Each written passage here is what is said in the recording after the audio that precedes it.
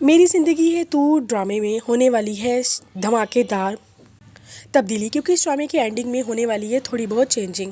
اب کامیار اور آریا کو سمجھ آ جائے گا کہ ان کی زندگی میں مداخلت کرنے والی اور کوئی نہیں، صرف فائریہ ہی ہے، کیونکہ فائریہ ہی ہے جس نے یہ ساری حرکتیں کی ہیں اور کس طرح وہ خاور کو مہرا بنا کر ان دونوں کو الگ کرنے میں لگی ہوئی ہے۔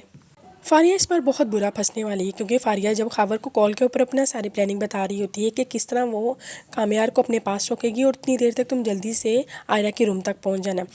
جیسے وہ باتیں کر رہی ہوتی ہے، جب طرح وہ کال بند کر کے بیک سائڈ پہ دیکھتی ہے تو وہاں پہ اس کی ماں کھڑی ہوئی تھی۔ اس کی ماں کہتی ہے تم کون سی حرکتوں میں لگی ہوئی ہو، تمہاری وجہ سے آئرہ کا گھر خراب ہو رہا ہے۔ وہ کہتی ہے کہ ماما آپ کو کیسے ان باتوں کے بارے میں پتا؟ وہ کہتی ہے مجھے سب کچھ نفیسہ نے بتایا، کس طرح تم نے اور نفیسہ نے مل کر آئرہ کی زندگی کو ڈسٹرب کیا ہوا ہے۔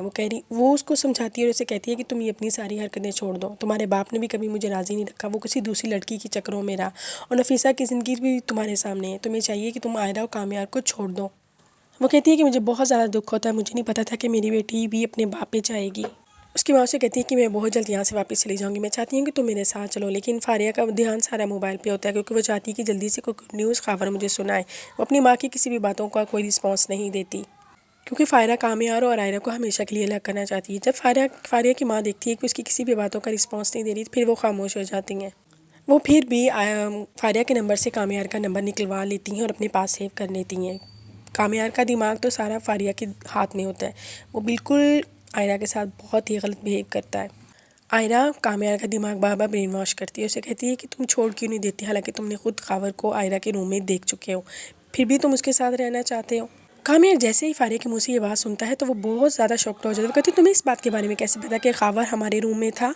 وہ فوراً آواز بدل لیتی ہے، وہ کہتی ہے کہ نہیں مجھے تو نفیسہ آنٹی سے پتا چلا، جب تم نے آئرہ کی پارٹی میں انسلٹ کی تھی تو تب بھی خاور اس کے پیچھے چلا گیا تھا اس کی ہمدردی کرنے کے لیے۔ وہ کہتی ہے میں نے بس اسی باتوں سے اندازہ لگایا ہے کہ آئرہ نے اس کو لفٹ دی ہے تو خاور اس کے پیچھے گیا ہے نا۔ کامیار اور فاریہ باتیں کر رہے ہوتے ہیں کہ کامیار کے نمبر پہ کال آتی ہے۔ کامیار وہ نمبر ریسیو کرتا ہے، کہتا ہے کہ جب وہ بات کرتا ہے تو وہ کہتی ہے کہ میں فاریہ کی مدر بات کر رہی ہوں۔ اسی دوران کامیار وہاں سے سائڈ پہ ہو جاتا ہے۔ وہ کہتا ہے کہ جی بتائیں آپ نے کیا بات کرنی ہے؟ وہ کہتی ہے کہ میری زندگی خراب ہوگی لیکن میں اپنی بیٹی کی زندگی خراب نہیں کرنا چاہتی، یہ جو کچھ تمہاری اور آئرہ کی زندگی میں ہو رہا ہے اس کے پیچھے اور کوئی نہیں، میری بیٹی فاریہ ہی ہے۔ وہ کہتی ہے کہ فاریہ نے ہی خاور کو تمہارے روم تک پہنچایا تھا، میں نے خود اپنی بیٹی کو یہ بات خاور کے ساتھ کرتے ہوئے سنا ہے۔ کامیار جس طرح یہ باتیں سنتا رہتا ہے اسے بہت زیادہ ٹینشن ہو جاتی ہے۔ وہ کہتی ہے کہ آئرہ بہت اچھی لڑکی ہے، میں چاہتی ہوں تم اپنی بیوی کے ساتھ اپنی اچھی سی میریڈ لائف گزارو، اور میری بیٹی تو ویسے بھی پاگل ہے، وہ تم سے بہت محبت کرتی ہے لیکن وہ غلط طریقے سے تمہیں حاصل کرنا چاہتی ہے۔ وہ اور بھی کہتی ہے کہ میری بیٹی اپنی پہلے ہی زندگی خراب کر چکی ہے، میں بہت جلدی سے یہاں سے لے جاؤں گی، لیکن اب تمہیں خود سٹینڈ لینا پڑے گا، کم سے کم اپنی آنکھیں کھلی رکھو، اپنا دماغ کھلا رکھو، کیونکہ تمہاری اس طرح مس بیہیو کرنے سے دوسرے لوگ اس بات کا بہت زیادہ فائدہ اٹھا رہے ہیں۔ کامیار ان کی باتوں کو بہت غور سے سنتا ہے۔ دوسری طرف آئرہ اتنی زیادہ کامیار سے بدظن ہو جاتی ہے، وہ اپنا بیگ اٹھاتی ہے اور وہاں سے چلی جاتی ہے ہمیشہ کے لیے۔